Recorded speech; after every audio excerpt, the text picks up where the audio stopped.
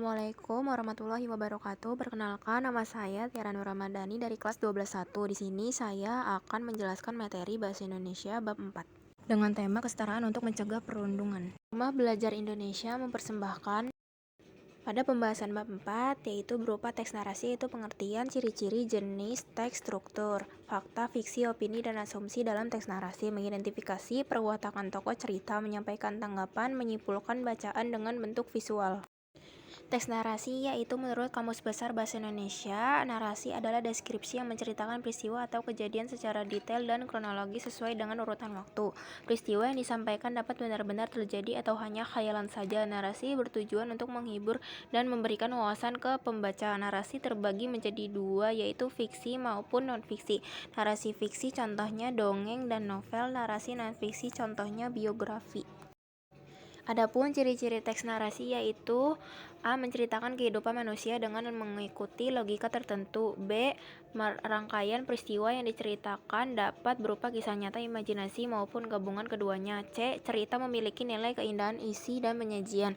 D. Ada konflik yaitu pandangan, kepentingan, kemelut, atau kesenjangan antara harapan dan kenyataan. E. Ada dialog untuk menghidupkan cerita. F. Penyajian pemilihan peristiwanya secara kronologis. Jenis-jenis teks narasi yaitu yang pertama narasi ekspositoris, yaitu menyampaikan informasi mengenai suatu peristiwa dengan tepat dan jelas. Yang kedua yaitu narasi sugestif, yaitu untuk mempengaruhi pembaca. Yang ketiga yaitu narasi artistik, yaitu menceritakan sebuah kisah dengan tujuan menghibur pembaca. Adapun struktur teks narasi yaitu yang pertama orientasi adalah tahap pengenalan cerita, yang kedua yaitu komplikasi adalah tahap penggambaran kisah atau awal mula masalah atau konflik, yang ketiga yaitu resolusi adalah tahap pemecahan masalah, yang keempat yaitu kode tahap penutup memuat pesan moral atau amanat.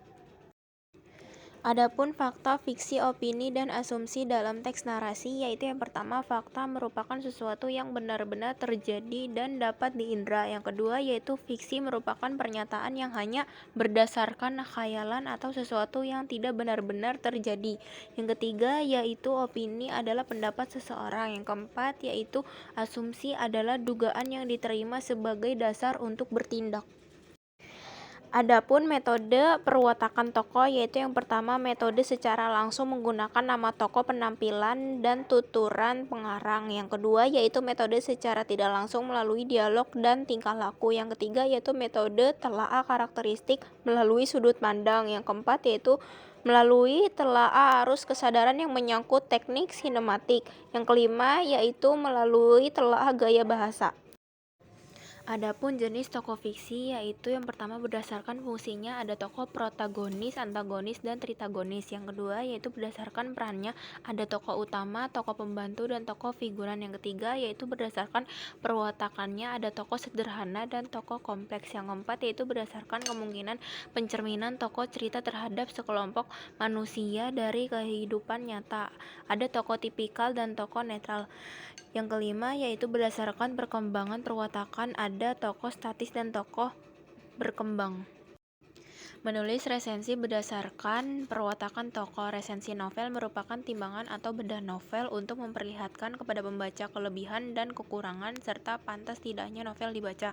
Adapun struktur resensi yaitu yang pertama identitas, mencakup judul, pengarang, penerbit, tahun terbit, tebal halaman, dan ukuran buku.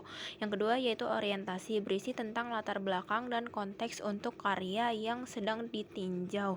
Yang ketiga yaitu sinopsis, berupa ringkasan isi novel. Yang keempat yaitu ulasan, berisi analisis berupa paparan tentang unsur-unsur cerita. Yang kelima yaitu evaluasi, berupa paparan tentang kelebihan dan kekurangan novel. Lalu selanjutnya menyampaikan tanggapan. Menurut Kamus Besar Bahasa Indonesia, tanggapan adalah suatu sambutan terhadap ucapan yang dapat berwujud kritik. Tanggapan disampaikan secara objektif, cermat, santun, dan tidak menjatuhkan pihak lain. Tanggapan dibagi menjadi dua, yaitu tanggapan secara lisan dan tanggapan secara tertulis. Tanggapan secara lisan dilakukan dengan menggunakan sapaan sopan dan disampaikan secara santun. Sementara tanggapan secara tertulis dapat disampaikan berupa teks dengan gaya bahasa sopan, santun, serta efektif. Lalu selanjutnya menyimpulkan bacaan dengan bentuk visual. Simpulan berupa peta pemikiran dapat disimpulkan dengan menulis unsur intrinsik, yaitu penokohan, alur, setting atau latar, tema, amanat, dan sudut pandang.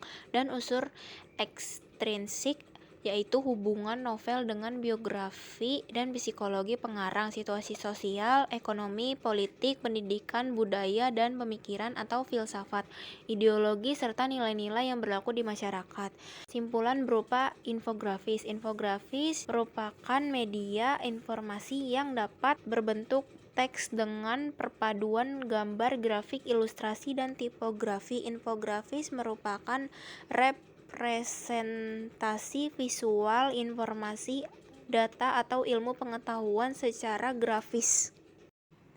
Lalu yang terakhir ada kesimpulan. Kesimpulan dari bab 4 yaitu yang pertama, teks narasi merupakan teks yang menceritakan kejadian peristiwa secara detail dan kronologis. Teks narasi terbagi menjadi dua, yaitu fiksi dan non-fiksi.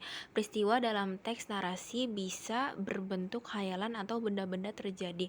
Yang kedua yaitu ada beberapa metode untuk menentukan perwatakan tokoh yang disampaikan dalam novel.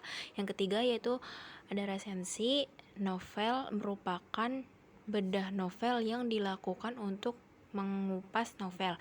Yang keempat yaitu ada tanggapan, adalah suatu sambutan terhadap ucapan yang dapat berwujud kritik yang bisa dilakukan secara lisan maupun tulisan. Yang kelima yaitu menyimpulkan bacaan dengan bentuk visual, dapat menggunakan peta pikiran dan infografis. Sekian video presentasi bab 4 dari saya, kurang lebihnya mohon maaf. Wassalamualaikum warahmatullahi wabarakatuh.